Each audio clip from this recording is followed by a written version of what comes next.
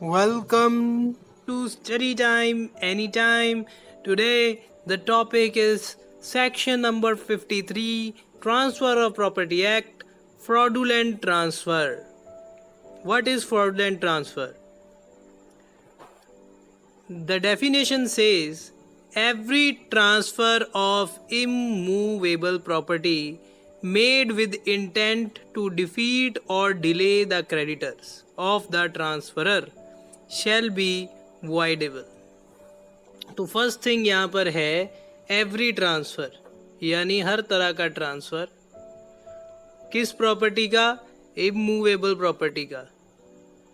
तीसरा, intent, made with intent, ऐसा transfer immovable property का किया गया इस इंटेंट के साथ, इस इच्छा के साथ, with this intent to defeat. क्या, क्यों किया गया ट्रांसफ़र?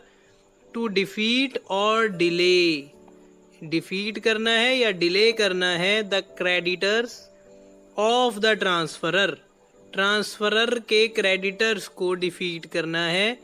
वो क्या होगा? Shall be voidable at the option of any creditor so defeated और डिलेड। तो वो जो ट्रांसफ़र होगा वो वॉइडेबल होगा, उसको वो वॉइड नहीं है, वॉइडेबल है। किसकी ऑप्शन पर? उस क्रेडिटर की जिसका राइट जो है डिफीट किया गया है या डिले किया गया है। तो इस सब सेक्शन में nothing in this sub section shall impair the rights of transferee.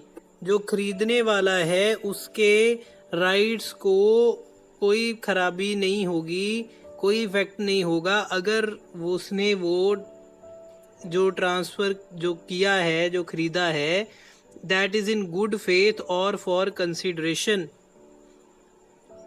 Nothing in this sub section shall affect any law for the time being in force relating to insolvency. तो इस section में insolvency के regarding अगर कोई भी insolvency के regarding कुछ भी आता है, तो एनी लॉ कोई भी आता है, तो वो इस सब सेक्शन जो है, ये सब सेक्शन इस पर लागू नहीं होगा। आगे है a suit by a creditor. अब क्रेडिटर ने सूट डाल दिया, a suit by a creditor, and इसमें डिक्री होल्डर भी आ गया, which term includes a decree holder whether he has or has not applied for execution of his decree। आपको पता है पहले डिक्री मिलती है और डिक्री के बाद उस डिक्री को एग्जीक्यूट करवाया जाता है। तो वो डिक्री होल्डर, चाहे उसने एग्जीक्यूशन लगाई है या नहीं लगाई, a suit instituted by a creditor to avoid a transfer on the ground that it has been made with intent to defeat or delay the creditors of the transferor shall be instituted on behalf of or for the benefit of all the creditors। तो सभी creditors के behalf पर या उनके benefit के लिए एक creditor suit डाल सकता है इस ग्राउंड पर कि उसके राइट को या सबके राइट को अवॉइड करने के लिए, डिले करने के लिए, डिफीट करने के लिए ये फ्रॉडुलेंट ट्रांसफ़र है, किया गया है। या नेक्स्ट इसमें इसी की जो आगे डेफिनेशन है वो क्या कहती है?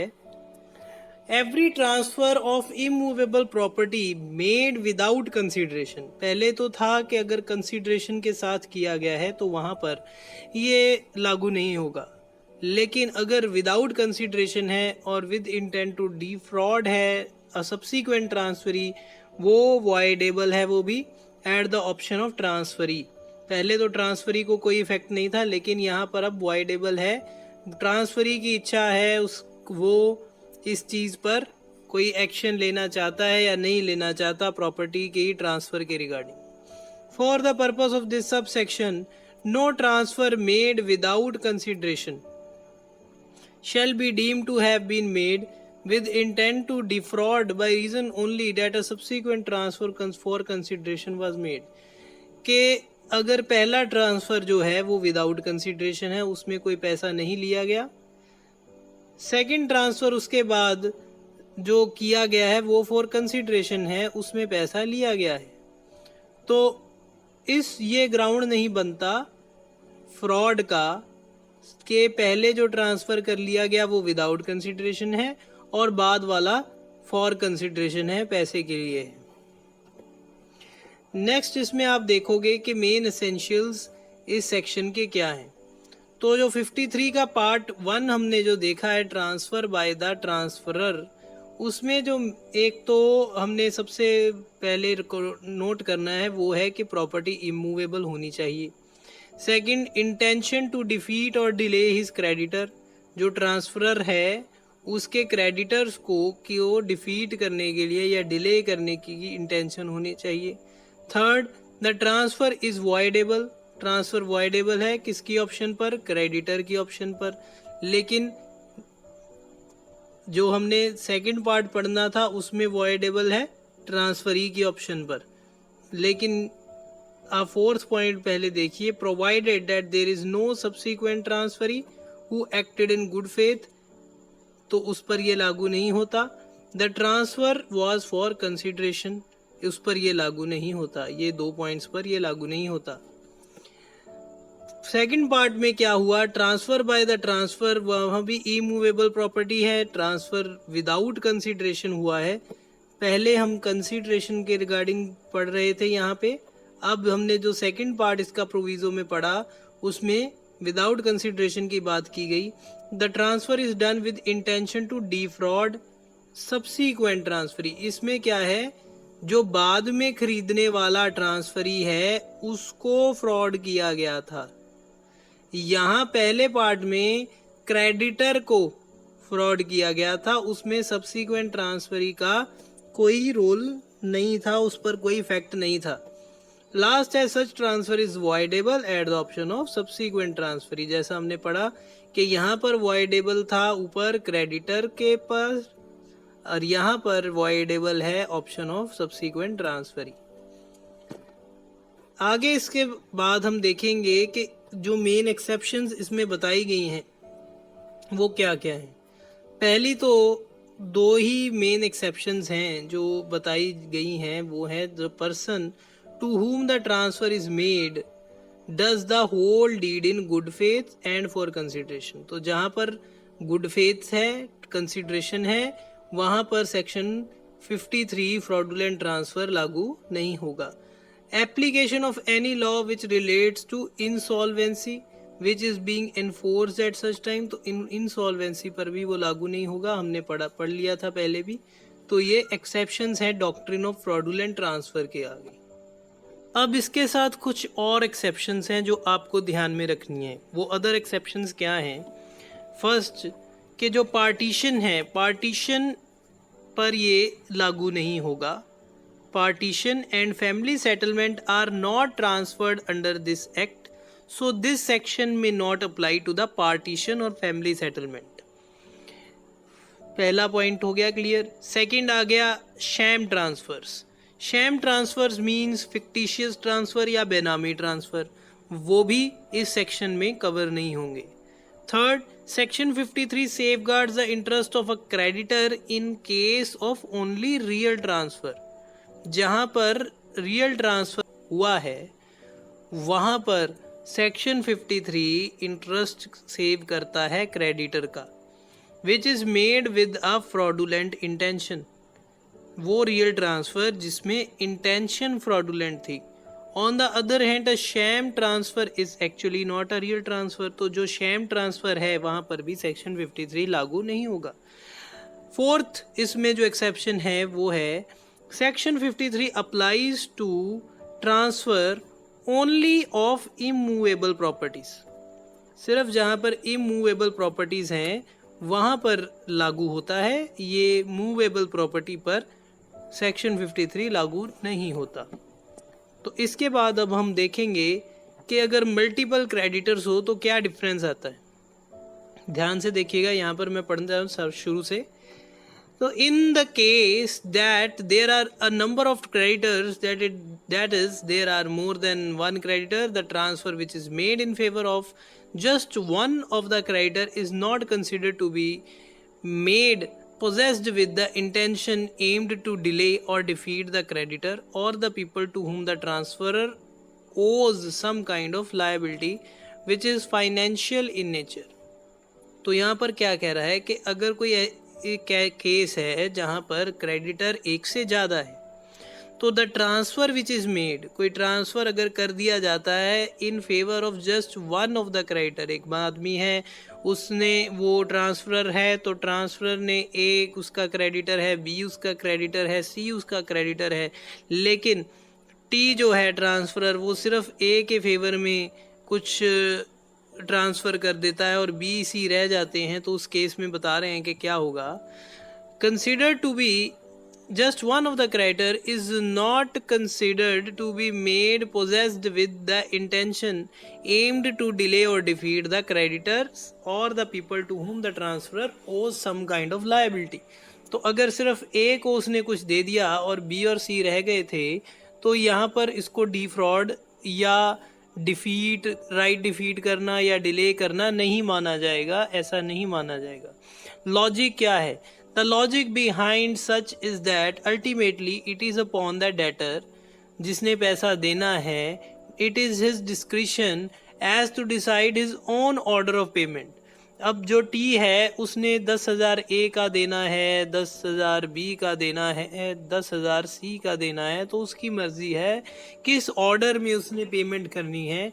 तो वो अगर पहले ए को कर देता है तो इसका मतलब ये नहीं है कि इन दोनों का राइट डिफीट हो गया, ऐसा कुछ नहीं है. ये ऑर्डर जो है वो पेमेंट का, ये जो डेटर होता है जिसने कर्जा देना होता है वो ही देखता है कि किसने किसको कैसे देना है. He has that kind of power in his hands. To give an example, if it T takes loan, यहाँ पर एग्जाम्पल दी गई है कि अगर टी है वो लोन लेता है वाई से, यू से and O say, and decides he will transfer his property to Y in order to pay off whatever debt he owed. इसका वही जो हमने एग्जाम्पल ए बी सी वाली पढ़ी वही उन्होंने वाई ओ यू में बताई है. This transaction cannot prima facie be termed as one which is made possessed with the intention aimed to delay or defeat the creditors or the people to whom the transferor owes some kind of liability which is financial in nature. तो यहाँ पर important क्या है? The transfer cannot prima facie, शुरुआती में अगर देखा जाए तो जो ट्रांसफ़र है वो cannot be termed as one which is made possessed with the intention aimed to delay or defeat the creditors. पहले ट्रांसफ़र को ऊपर से इनिशियली देखने पर ऐसा नहीं होता कि ये डिले या डिफीट करने के लिए किया गया है क्रेडिटर्स के राइट्स को. केस हुआ था Meena Kumari versus Bijoy Singh. The learned Privy Council opined that in the instance of existence of two or more people to whom the transferor owes some kind of liability which is financial in nature, the debtor has the power to give preference to any of the creditor and clear off his debts. तो इस case में भी यही decide हुआ था कि जो transferor है उसके पास जो डेटर है जिसने कर्जा देना है उसके पास ये राइट है कि वो किसको पहले देना चाहिए, ये उसकी अपनी मर्जी पर डिपेंड करता है. इसका ये मतलब नहीं है कि बाकियों के राइट्स को डिले या डिफीट किया गया है. आगे इसके बाद है बर्डन ऑफ प्रूफ, जो कि एविडेंस एक्ट का भी एक हिस्सा है और यहाँ पर भी हम पढ़ेंगे. Burden of proof. There is no presumption in law that transfer was effected with intention to defeat or delay the creditor. ऐसी कोई प्रिजम्पशन नहीं है ट्रांसफ़र डिले करने के लिए किया गया है या डिफीट करने के लिए किया गया. The existence of fraud would not be presumed by court. Court इसको प्रिज्यूम नहीं करेगी. Would not be presumed by the court. It has to be proved. So when the transfer of property is challenged on the grounds of fraud, जब भी कोई property की जो transfer है उसको फ्रॉड के ग्राउंड पर ट्रांसफ़र चैलेंज किया जाता है, देन द प्राइमरी ओनर्स, तो जो मेन प्रूव करने का बर्डन है वो पेटिशनर पर ही होता है जिसने केस डाला है, to show how he was connected to the property, कैसे वो प्रॉपर्टी के साथ कनेक्टेड था और कैसे उसके साथ फ्रॉड हुआ, how the fraud has taken place. Hence here the primary onus is on the creditor. यहाँ पर जब सेक्शन 53 देखेंगे तो क्रेडिटर के ऊपर सारा भार है कि उसने प्रूव करना है। The transfer was effected with the intention to defeat और डिले, ये उसको प्रूव करना है कि जो भी ट्रांसफर हुआ है ये इसका मकसद था मेरी राइट्स को डिफीट करना या डिले करना। But once it has been proved then the burden shifts on the transferee. अगर इसको आपको पता है कि अगर प्रूव पेटिशनर अपना केस प्रूव कर देता है तो बर्डन शिफ्ट हो जाता है, और बर्डन ऑफ प्रूफ हमेशा शिफ्ट होता रहता है from petitioner to defendant and defendant to plaintiff, ऐसे चलता रहता है। तो फाइनली जो भी डिसीजन है वो कोर्ट देती है, and to prove that he has to bought prove, जो ट्रांसफर है उसने क्या प्रूव करना होता है कि that he bought the property in good faith and for consideration, कि मैंने पैसे दे के ली है और मैं गुड फेथ में ली है, मेरी कोई बैड इंटेंशन नहीं थी और ना मुझे इसके बारे में कुछ पता था।